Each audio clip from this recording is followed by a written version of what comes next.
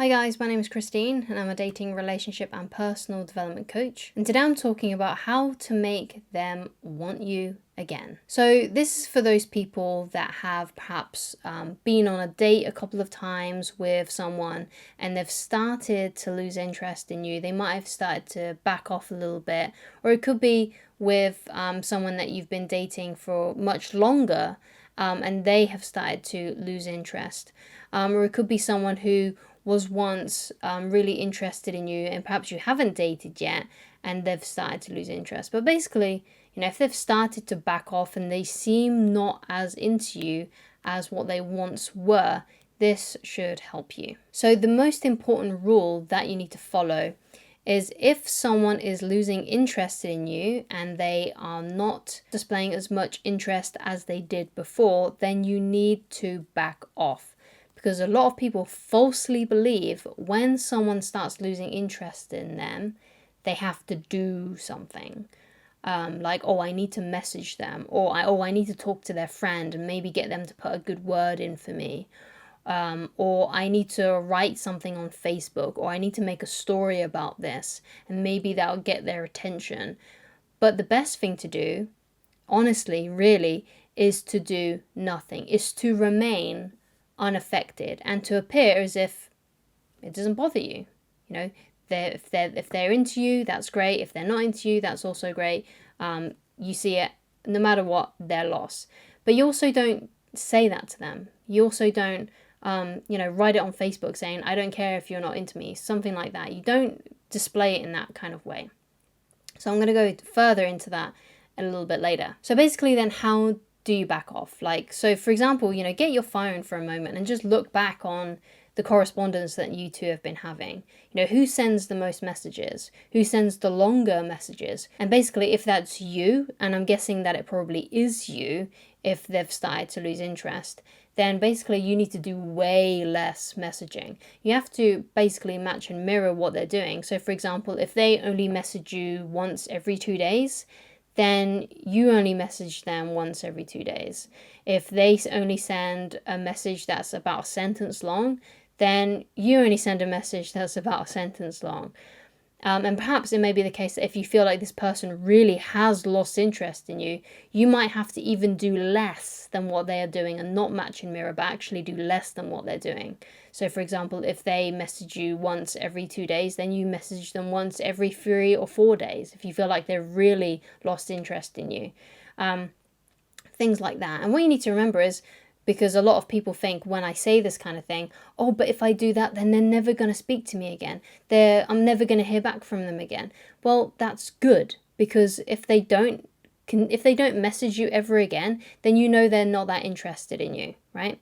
And if they're not that interested in you, then you shouldn't want to continue dating them, right? Because why would you want to be with someone who doesn't want to be there, right? I've been on dates with people where things clearly aren't working, right? You go on a date with someone, you have a little chat and you realize, this isn't going the way that I wanted it to. I'm actually not really that into them. There's something about them that's just a bit off. We're not really gelling. It's just not flowing very well. And those dates, because either one person isn't interested enough or you're just incompatible, it's very stilted, it's very awkward, it's not fun. You feel like you have to try really hard. And I've been on dates like that as well, where I really liked them and I could tell that they didn't really like me that much. And I'm just sitting there trying really hard to make things work. And it's just awkward. It doesn't work, it doesn't flow. You feel like you have to force things, and that's just not the best place to be, right? Thankfully, I learned my mistakes a long time ago with that kind of thing.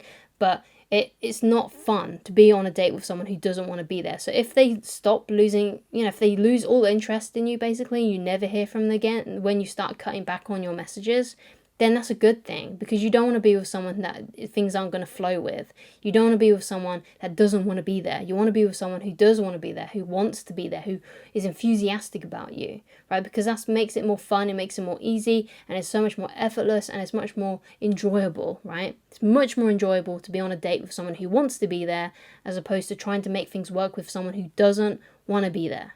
So if they lose interest, great. So basically, when they do contact you, then when they do message you, or they call you up, whatever it may be, FaceTime you, then what you need to do then is make solid plans with them. So when they reach out to you, ask them when they are available, and make some plans with them to hang out on the weekend, or it might be the weekend after.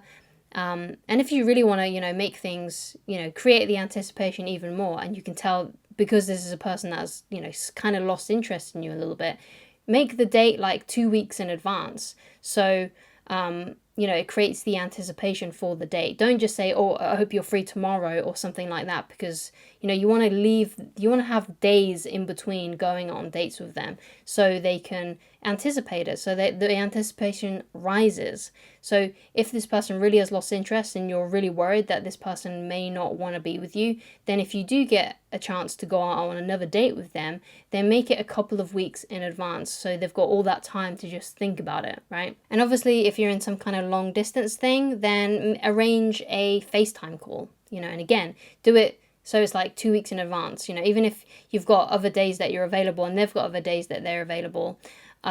Just come up with an excuse and say that you're really busy, or it might be the case that you are actually genuinely busy, or you can make yourself busy if you want to be a little bit more genuine and authentic. So another thing that I don't want you to do is don't be passive aggressive or mad at them or angry at them when they do reach out, right? Because you don't know why they've lost interest.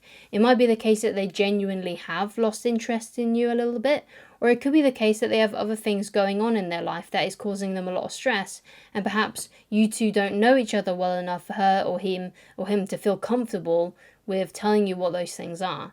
So you don't know what's going on in someone else's life, and don't feel like you are obligated to know what's going on in their life, especially if they don't know you that well yet. So when they do reach out to you, you have to be happy and positive and be glad that they reached out to you. You can be like, hey, it's great to hear from you.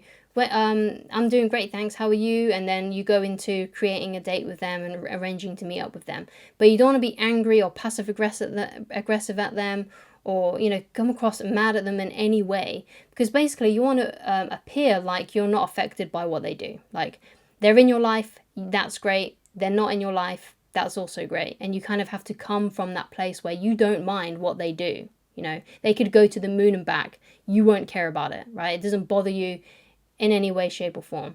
And you don't have to say that either. I don't want you to be like, oh yeah, I didn't care that you didn't message me. No, because that's not it, right? You have to be just, hey, it's great to hear from you, all the time, and not be passive aggressive or angry at them for, flying off and then coming back or whatever it may be. Because like I said, you don't know what's going on in their life. And guess what?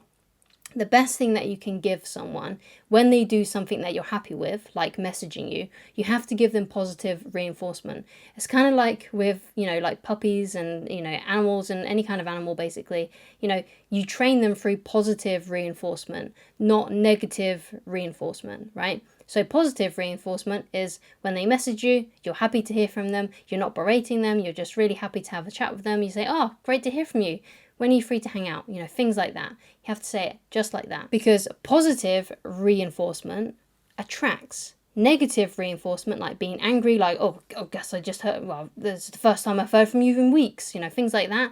Or passive aggressive, where you're kind of like, hey, that kind of like stilted, passive aggressive attitude repels. You can only attract them through positive reinforcement with that kind of stuff.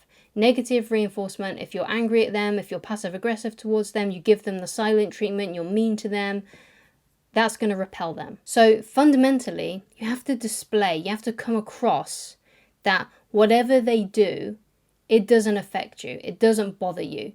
You didn't hear from them in 2 weeks. Doesn't bother you. It took them over 24 hours to reply to your message. It doesn't bother you. That's what you have to display. You don't have to say it specifically, but it's just the attitude that you've got to give across, right? It's just the thing, it's kind of like the aura that you need to give off, right? So when they message you, your message is happy, your message is positive, you're happy to hear from them, everything's great, everything is gravy, baby. You're not affected by what they do. Them not messaging you, them losing interest in you, hasn't put you in a bad mood, it hasn't made you feel sad. You feel absolutely fine. Now, obviously, that may not be the case in reality, but it's just how you are communicating with them. You're communicating in a way that shows that it hasn't bothered you. And basically, that's the best shot that you have to make them want you again. If you've been dating someone who has lost interest in you, That's the best method, in my personal opinion, from my own experience, that has worked for me to how to make someone want you again when they have lost interest. So thank you so much for watching. If you like coaching with me, then please go to www.christineloveridge.com. Thank you so much for watching, and I shall talk to you again very soon. Goodbye.